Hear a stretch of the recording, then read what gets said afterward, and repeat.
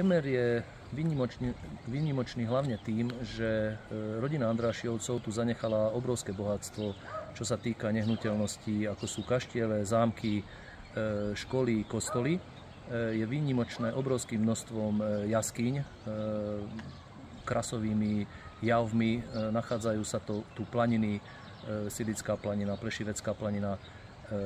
Je tu krásna príroda, sú obrovské plochy, ktoré sú zakryté lesmi, takže každý, kto by chcel navštíviť Gemer, vie si vychutnať históriu, vie si vychutnať prírodné krásy a vie si vychutnať kľud, pokoj, ktorý srší z obyvateľov týchto dedín, ktoré sú ešte veľmi prepojené s prírodou a aj domáci si vážia tieto prírodné bohatstva, takže cítite tú opateru a starostlivosť o tú prírodu, ktorú obyvatelia toho územia cítia.